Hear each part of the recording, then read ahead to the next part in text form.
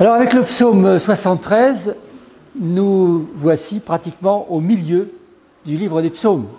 150 psaumes, 73, à 2 unités près, c'est le milieu, 75 plus 75 égale 150.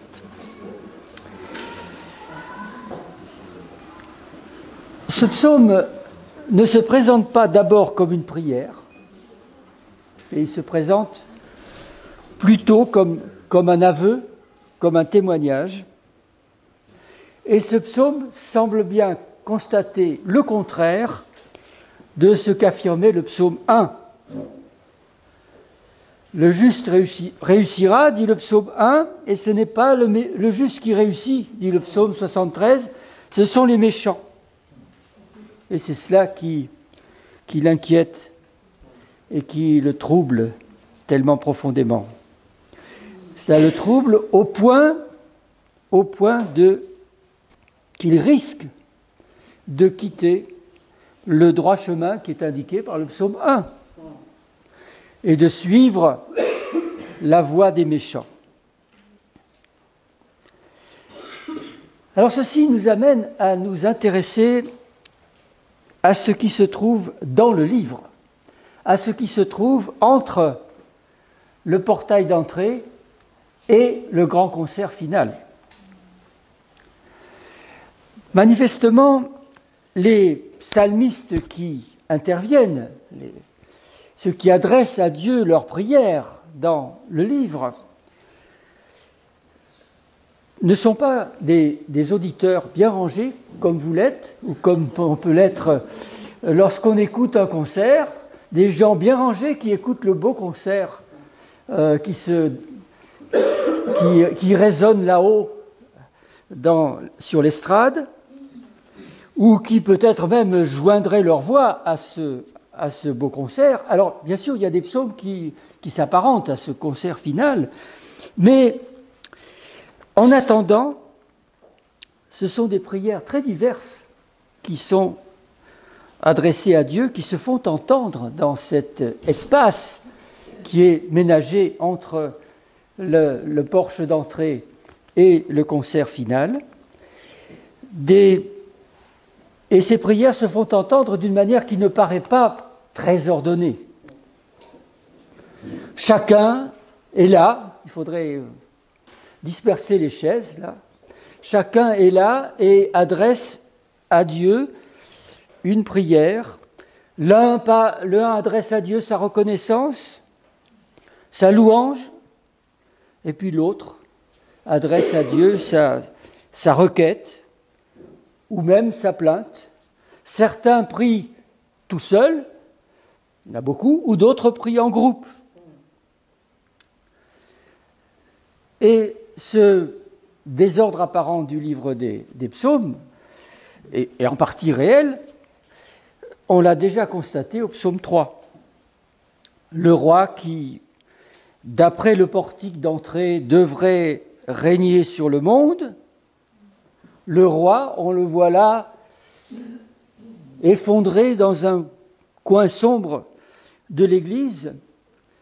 Il est poursuivi par son propre fils, il est assailli d'ennemis, il est assailli de gens qui ne donnent pas cher de leur peau.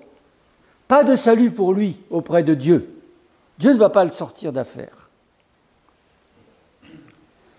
Mais pourtant, dans la situation tragique où il se trouve, c'est encore vers Dieu qu'il dirige sa prière. Dieu qu'il appelle son rocher protecteur, bouclier protecteur. Et dans la deuxième partie de sa prière, le psaume 3, il exprime sa confiance. Dans la situation quasi désespérée où il se trouve, il a confiance en Dieu. Il se couche, il s'endort, il se réveille. Quoi de plus naturel? Se coucher, s'endormir, se réveiller. Mais quand on est poursuivi par des ennemis, il vaut peut-être mieux pas trop se coucher. Il vaut mieux rester éveillé. Et si on se couche, il vaut mieux ne pas s'endormir, parce qu'on risque de ne plus se réveiller et de ne pas pouvoir de ne plus se réveiller, en effet. Et là, il est là il se place sous la protection de Dieu. Et ces choses si simples dans la situation tragique où il se trouve. Elle se trouve, et il a confiance en Dieu, il se couche, il s'endort, il se réveille. Alors nous avons dit que le psaume 73 était à peu de choses près au milieu du livre. Mais il est encore davantage au milieu du livre, il est de manière encore plus marquée, parce que le livre des psaumes et les psaumes sont répartis en 5 livres. La tradition le dit, et cela se voit parce que chacun de ces livres, premier, deuxième, troisième, quatrième, le cinquième, c'est pas la peine, puisque de toute façon, c'est la fin du livre des psaumes, et puis il y a le grand Alléluia final, mais chacun de ces livres, premier, deuxième, troisième, quatrième, se termine par une parole de bénédiction. Béni soit le Seigneur, le Dieu d'Israël. Alors il y a quelques variantes de cette formule, mais on retrouve quand même le même socle. Béni soit le Seigneur, le Dieu d'Israël. Alors le psaume 73 marque le début du 3e livre, le livre du milieu. On peut passer à la diapo suivante. Voilà. Donc il marque le début du 3e livre,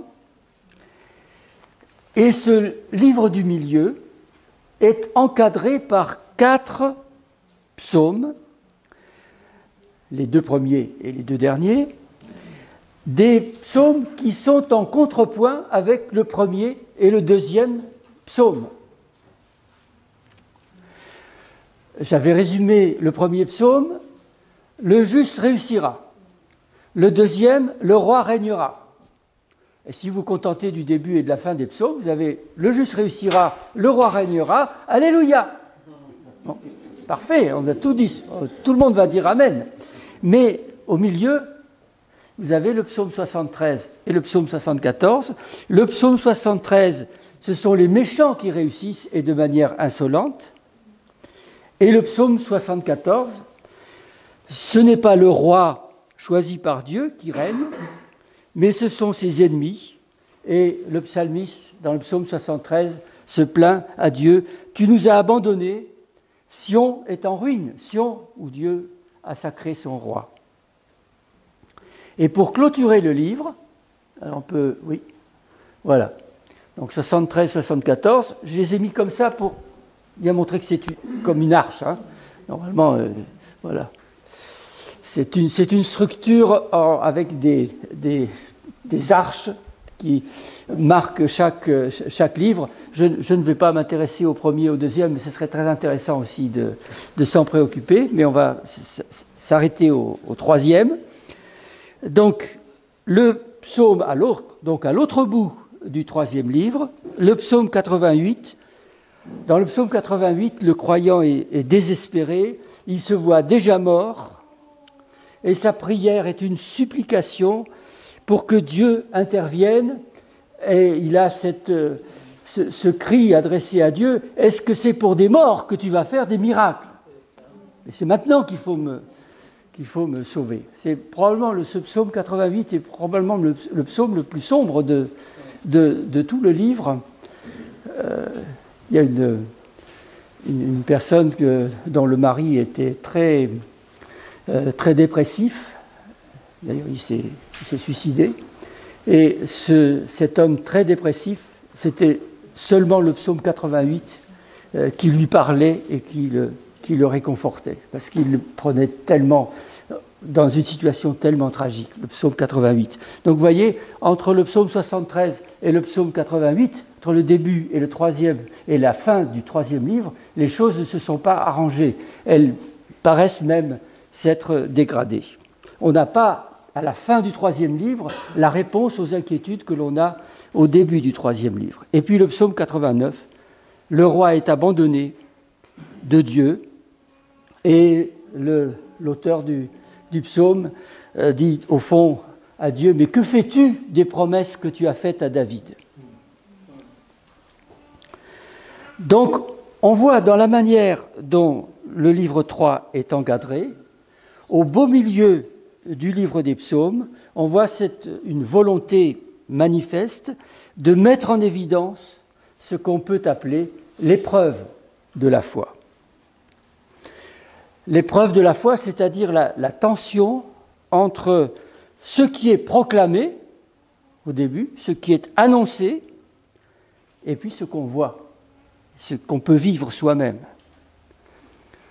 Et cette tension, elle est à la fois avec les promesses du début, le psaume 1 et le psaume 2, et avec la louange finale, l'Alléluia. Tout se terminera bien, tout se terminera par la louange, mais en attendant, l'épreuve peut être dure, très dure. Et elle peut même faire vaciller la foi, comme l'auteur du psaume 73 nous l'avoue. Alors entrons maintenant dans le psaume 73. Ce psaume commence par une déclaration de foi. Dieu est bon pour Israël, pour ceux dont le cœur est droit. Cette déclaration, elle s'inscrit tout à fait dans la ligne du psaume 1 et du psaume 2.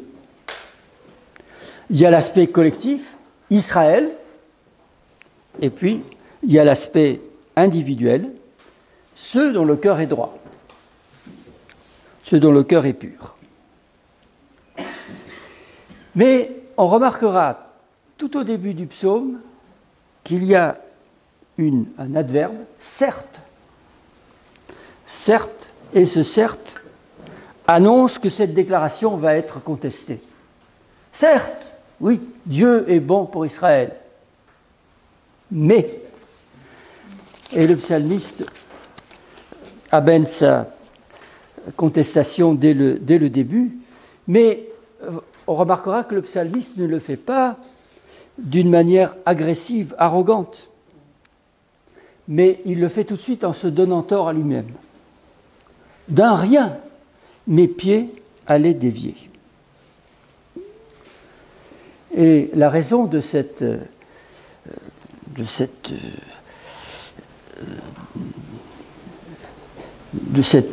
erreur évitée de justesse, la raison est mentionnée, j'enviais le sort des méchants. Et là, dans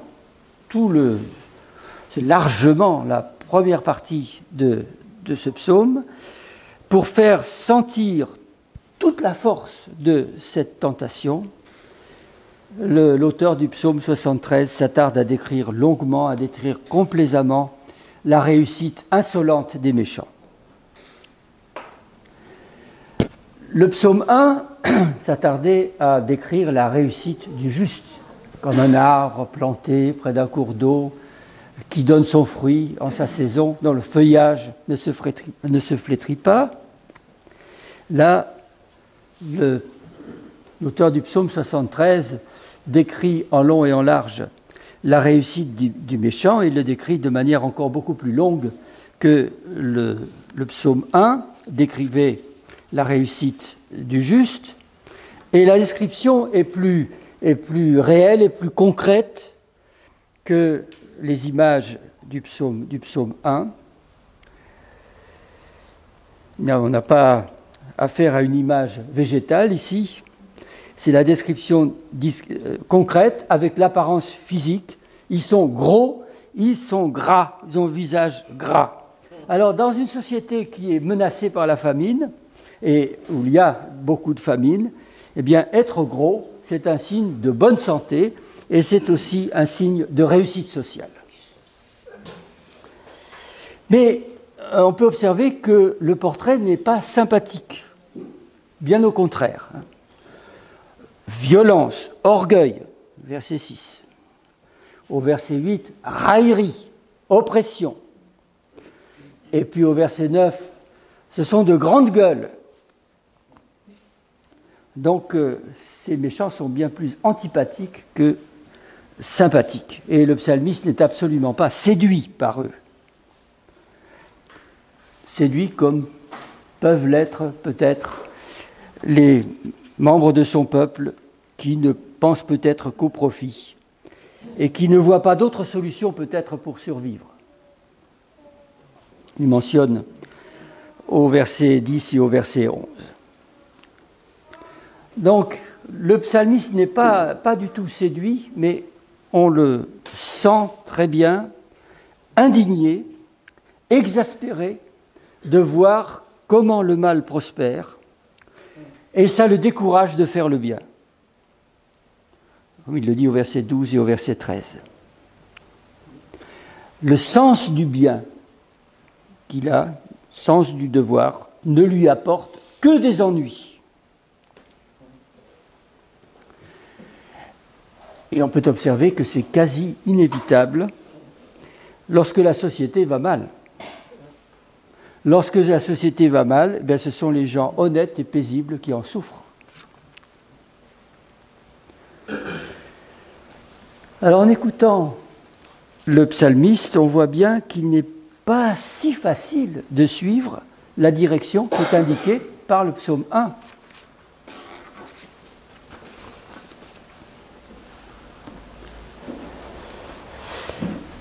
Ainsi troublé et exaspéré par la réussite insolente des méchants, que risquait de faire le psalmiste ? Au verset 15, nous lisons « Si je disais », je vais regarder le texte, il y a une partie là qui n'est pas très facile à comprendre. Ça a été traduit dans la version que vous avez sous les yeux. Si je disais « je veux m'exprimer comme eux ». Le verbe qui est employé, c'est un verbe qui peut être employé dans deux sens voisins. Ça peut signifier raconter. Vous traduisez dans le sens courant. Si je disais « je veux raconter comme eux », ou alors, d'autres possibilités, si je disais « je veux compter comme eux ». Faire des comptes. Faire des comptes ou raconter. Et là, il n'est pas très facile de savoir, de se décider entre ces deux sens, parce que de toute façon, l'emploi de ce verbe surprend ici. Qu'est-ce qu'il veut dire exactement ? On peut hésiter. Est-ce que c'est une question de parole ? Il parlerait comme eux. Il raconterait comme eux. Ou est-ce que c'est une question de calcul, d'intention que l'on a? On va calculer comme eux, c'est-à-dire qu'on va faire le mal parce qu'on pense que ça va réussir.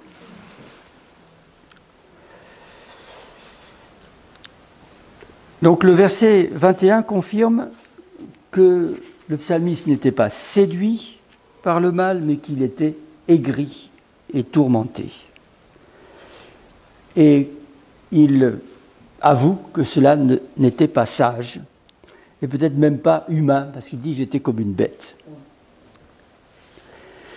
Alors on ne sait pas exactement en quoi il risquait de dévier, mais ce qu'on sait, c'est ce qui le retenait. Si je disais « je vais raconter comme eux » ou « je vais compter comme eux », alors je trahirais la race de tes fils.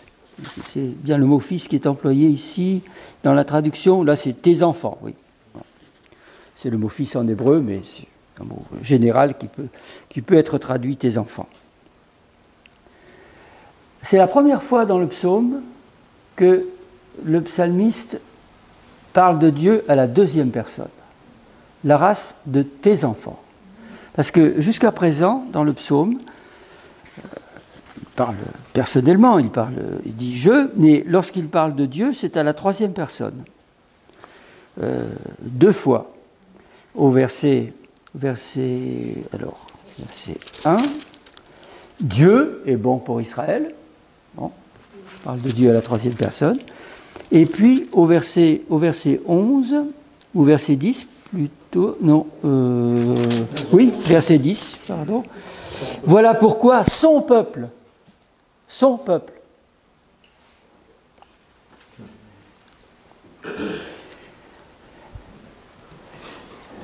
Et c'est lorsque le psalmiste parle de ce qui l'arrêtait, lorsqu'il va parler de ce qui l'arrêtait, c'est-à-dire sa relation personnelle avec Dieu, c'est à ce moment-là qu'il s'exprime à la deuxième personne et qu'il s'adresse à Dieu. Je trahirai la race de tes fils. Alors ce mot race, c'est un mot qui était très employé pendant longtemps et dans des sens qui sont des sens très divers. Aujourd'hui, c'est un mot qui vaut mieux ne pas employer, sinon pour dénoncer le racisme. Mais il n'est pas question ici de race dans ce sens-là. Le sens est celui de lien étroit, qui relie les personnes les unes aux autres, qui relie les personnes à Dieu et qui relie les personnes les unes aux autres. La race de tes enfants. Et cela rejoint ce que le Nouveau Testament nous dit sur l'Église. L'apôtre Paul écrit aux chrétiens de Galatie, au chapitre 3, verset 26, « Vous êtes tous fils de Dieu par la foi en Jésus-Christ. » Tous enfants de Dieu par la foi en Jésus-Christ. Et ce lien qui nous unit à Dieu, ce lien qui nous unit aux autres membres de l'Église, de la communauté locale et puis de l'Église universelle, actuelle et passée, ce lien qui nous unit à l'Église peut nous retenir lorsque nous sommes déboussolés, nous nous sentons déboussolés par le mal. Je ne vais quand même pas trahir. Alors, par solidarité avec le groupe, on tient le coup, au moins en apparence. Et on continue à dire, à chanter, oui, Dieu est bon. Mais au-dedans, ça travaille. Ça travaille. On n'a pas la réponse à ce qui trouble et on est miné par le doute. Est-ce que ça vaut la peine d'être chrétien ? Et l'auteur du psaume l'avoue, c'est une question difficile. C'est une question pénible. Et la réponse à cette question difficile, à cette question pénible, le psalmiste ne l'a obtenue qu'en ayant accès au sanctuaire de Dieu. Sanctuaire de Dieu. Qu'est-ce que c'est que ce sanctuaire, ces sanctuaires de Dieu? Alors, est-ce que c'est le temple? Ça, c'est le sens le plus ordinaire du mot, l'emploi le plus ordinaire du mot sanctuaire. Ça paraît quand même un peu faible.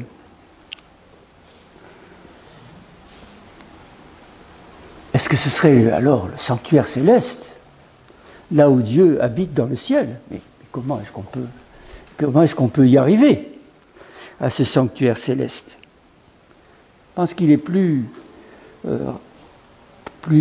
prudent et de penser qu'il s'agit de l'accès aux pensées de Dieu, d'une révélation de la pensée de Dieu. Parce que nous le savons bien par le Nouveau Testament, par l'enseignement de Jésus, que le sanctuaire de Dieu n'est pas tellement une question de lieu, c'est plutôt une question de présence de Dieu, une question aussi de compréhension et de discernement, comme on le voit ici, jusqu'à ce que je comprenne.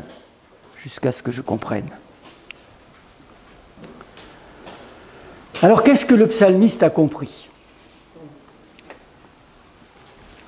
Eh bien, il nous l'explique.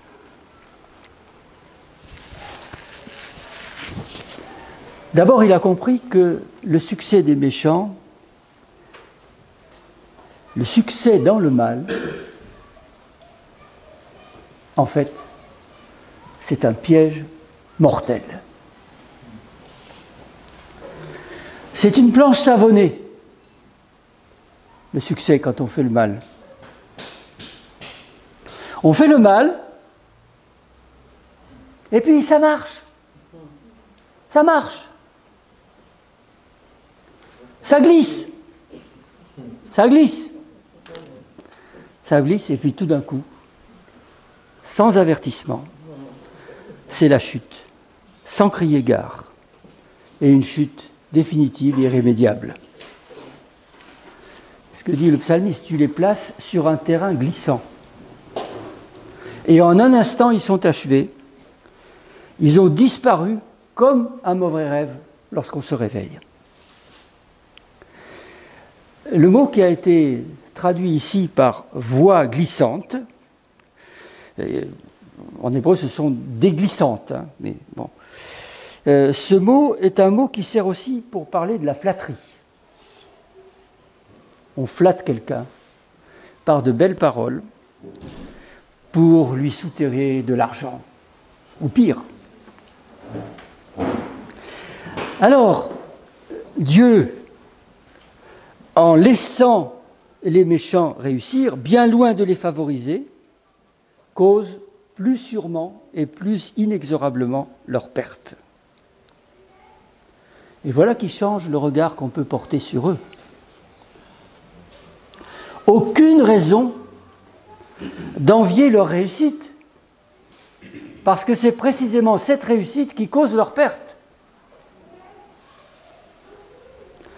Alors on peut toujours se plaindre des malheurs que l'on subit, des souffrances qu'ils nous causent. On peut espérer, attendre, prier pour qu'il soit mis fin à ces souffrances, mais il n'y a vraiment pas de raison de les envier. Vraiment pas. Change le regard que l'on porte sur les méchants qui réussissent, et ça rassure aussi sur Dieu. Dieu ne pactise pas avec le mal. Dieu n'encourage pas le mal. Et Dieu n'est pas non plus dépassé par le mal, impuissant face au mal. Il maîtrise la situation à sa façon. Ça change le regard sur les méchants, ça nous rassure sur Dieu, et ça peut aussi, et ça doit changer aussi, notre regard sur nous-mêmes. Parce que nous-mêmes, nous ne sommes pas à l'abri du mal. L'abri du mal que nous pouvons commettre. Et si Dieu nous avertit, si Dieu nous arrête quand nous agissons mal, c'est une marque d'attention et de bienveillance de sa part envers nous. Et nous pouvons prier, je crois que nous devrions davantage prier, Seigneur, ne me laisse jamais réussir quand je fais le mal.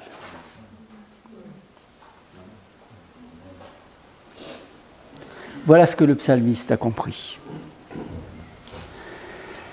Et à partir de là, à partir de cette réponse, une autre réponse apparaît, développée dans la fin du psaume.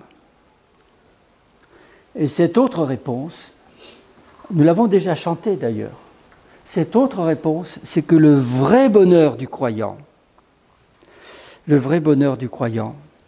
ce n'est pas de réussir à la façon dont les méchants réussissent, ce n'est pas d'échapper aux contraintes et aux contrariétés, aux malheurs. Le vrai bonheur du croyant, c'est d'être en communion avec Dieu. Je suis toujours avec toi. Peut-être que nous attendrions plutôt ici, tu es toujours avec moi, mais le psalmiste, je suis toujours avec toi. Je suis toujours avec toi. Tu m'as saisi la main, tu me conduis, tu me recevras. Et là, on a toute la vie du croyant en 3 verbes. Tu m'as saisi la main, tu m'as donné de placer ma confiance en toi, de te croire, de t'appartenir.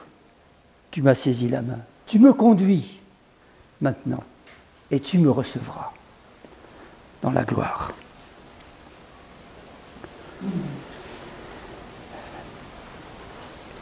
Et il conclut, l'approche de Dieu, c'est mon bien. On pourrait dire aussi, c'est mon bonheur.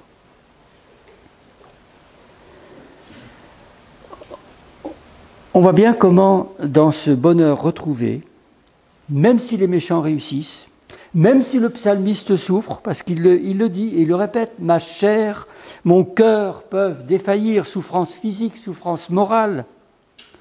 On voit bien que cette question de la réussite des méchants troublait réellement la relation que le psalmiste avait avec Dieu. Et c'était là son problème. Et le soulagement qu'il éprouve, ce soulagement est à la mesure de l'inquiétude qui le rongeait et qui le taraudait. Comme j'étais bête.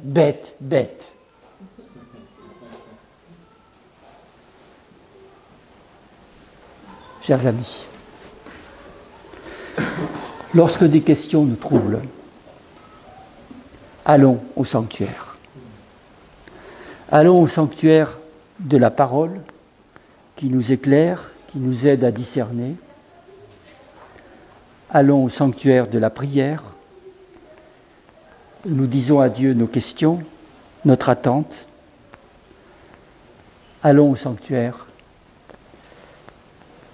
Maintenons ou retrouvons la communion avec Dieu, qui est notre bien et notre bonheur.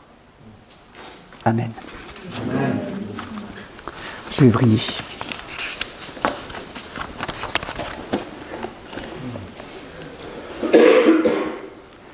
C'est notre Dieu, tu as promis d'être toujours avec nous. Et nous voulons aussi être toujours avec toi. Que tout au long de ces 2 journées, nous restions près de toi, nous nous rapprochions de toi. Veuille par ton esprit nous donner la conscience de ta présence, de ton amour pour nous, pour chacun d'entre nous. Et que cela soit notre bonheur. Oui, nous voulons vivre et rester près de toi. Amen.